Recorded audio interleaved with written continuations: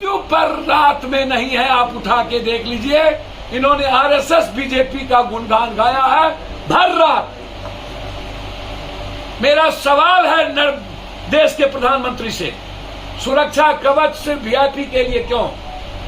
एक ही ट्रेन पर सारा बजट का पैसा खर्चा 8 करोड़ रुपया, 16 डिब्बा बोले थे, मात्र 8 डिब्बा क्यों? और आपको हर चीज में झंडी दिखाने की जरूरत क्यों पड़ती है?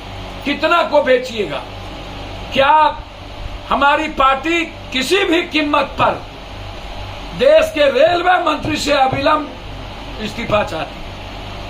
यदि वो नहीं दे रहा है, इसके लिए हमारा आंदोलन जारी होगा। दूसरी चीज, ये नरेंद्र मोदी जी की सरकार, इससे साफ जाहिर होती है गरीब किसान, महिला और युवाओं की सरकार नहीं है। जिस ट्रेन का निजीकरण कर दिया जाए, जिस ट्रेन का वीआईपीकरण कर दिया जाए, जिस ट्रेन का कूपन के सहारे चलने वाला और जनता के पैसे से चलने वालों के लिए कर दिया जाए, वह गरीब विरोधी सरकार है और उनके लिए गरीबों की जिंदगी उनके नजरों में कुछ नहीं है। दूसरा, 8 जून को महिला पहलवान के सवाल पर महाधरना की होगी पटना में। जिस तरीके से निर्लजता का हद कर दिया बीजेपी और आरएसएस की सरकार, जिस तरीके से एक बेटी आई थी सिंगापुर से मृत, जिनका नाम निर्भया था, देश के पीएम और देश के सोनिया गांधी जो वाहिद एक शख्सियत है, वो गई थी एयरपोर्ट पर लाने के लिए उस लाश को। पूरा देश रो रहा था। क्या इस हिंदुस्तान को आप गोल्ड मेडलिस्ट नहीं रहने देना चाहते हैं? क्या आप इस हिंदुस्तान को रेपिस्ट इंडिया बना देना चाहते हैं? क्या इस देश में जिस तरीके से पूरी बीजेपी शोषण करने वाला, मैं जानना चाहता हूं, जो चीज कल टेलीग्राफ में पूरा डिटेल में हिंदुस्तान में दिया गया है, क्या ये बेशर्मी नहीं है? क्या ये देश के बेटी बचाओ बेटी पढ़ाओ, जब वो बात जो उसने कही थी, उसने क्या हमेशा 40 करोड़ लोगों की सुरक्षा की चिंता उसकी नहीं है? 140 करोड़ जस्टिस और न्याय की उनकी व्यवस्था नहीं है। पंजाब में किसानों से वो डर गए, एसपी जी रहते हुए कहते हैं भगवान बचा लिया।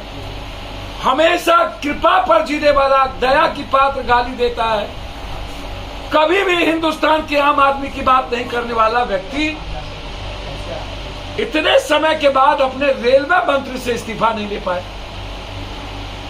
दूसरी तरफ रेलवे जो ये वंदे मातरम, हिंदुस्तान का पहला पीएम होगा, जबकि राजधानी शताब्दी जैसी न जाने कितनी राजा महाराजाओं की कैसी कैसी ट्रेनें राजस्थान से दिल्ली वर्ल्ड हेरिटेज ट्रेन को चलाया, कभी भी हिंदुस्तान का कोई पीएम झंडी नहीं दिखाया।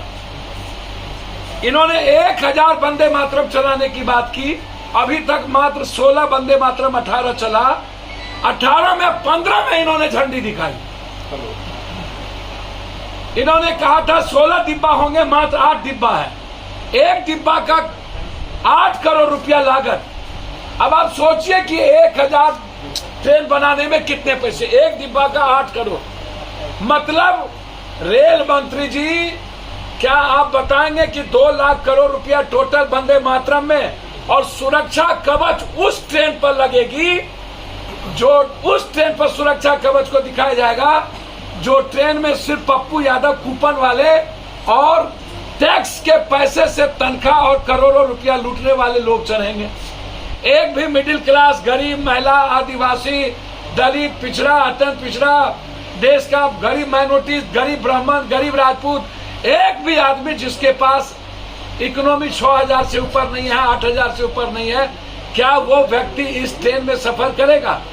क्या वीआईपी के लिए सुरक्षा कवच होगी और आम आदमी, आम ट्रेन के लिए सुरक्षा कवच क्यों नहीं होगी? और जो घोषणा इन्होंने किया था कि ट्रेन एक्सीडेंट कभी नहीं करेगा, सुरक्षा कवच है, क्या हिंदुस्तान में दुनिया का हिंदुस्तान का सबसे दूसरा बड़ी घटना जिसको ये छिपा रहे हैं, इन्होंने कहा बख्शेंगे नहीं, अपनों को रखेंगे ठेकेदार को बचाएंगे, मंत्रालय बचेंगे, खुद सफेद कॉलर बचाएंगे। और ट्वीट क्या करते हैं भर रात?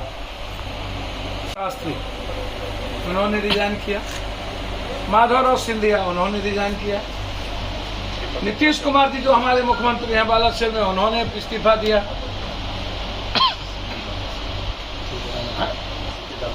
सीखे जाफर शरीफ साहब रिजाइन किए।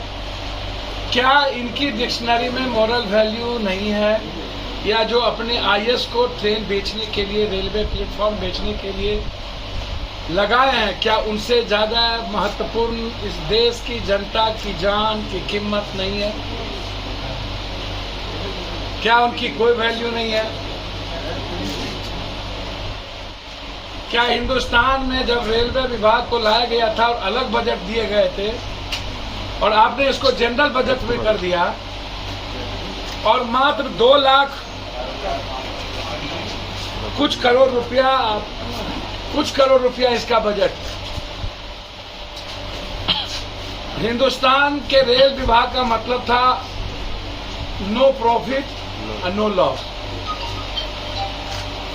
गरीब आम आदमी, मिडिल क्लास महिलाएं और बेरोजगार मजदूरों के लिए एक सुरक्षित ट्रेन, साफ सुथरा ट्रेन और आम आदमी को पर बोझ कम पड़े और एक लंबा सफर कर सके। 9 सालों के अंदर इन्होंने 3 गुने पैसे बढ़ा दिए। कोरोना के बाद इन्होंने हर स्टेट में रेल कम कर दिया, बजट कम कर दिया और रेलवे की सुरक्षा पर से ध्यान हटा के प्लेटफॉर्म के टिकट 100 रुपया, 80 रुपया, 200 रुपया करना और फिर से एयरपोर्ट के तरह अदानी को रेलवे को भेज देना, पूंजीपतियों के हाथ में रेलवे को भेज देना। और अभी तक पहली बार हिंदुस्तान में ऐसा हुआ कि इतने बड़े 500, 250, 280 नहीं है, 500 से ऊपर लाश हैं। इतने बड़े मौत के बाद नरेंद्र मोदी जी वहां गए तो वहां जय जयकारा करा दी। चारों तरफ लाश था और वहां ये मोदी मोदी करा रहे थे, मात्र अपने आरएसएस और बीजेपी के वर्कर। हिंदुस्तान के इतिहास में यह पहला घटना है जो इतने बड़े आत्मबुद्धि नेता, एक तरफ डरपोक भी दुनिया के सबसे ज्यादा, दुनिया का पहला पीएम होगा, वर्ल्ड का राष्ट्रपति होगा जो अपनी सुरक्षा की भीख मांगता है।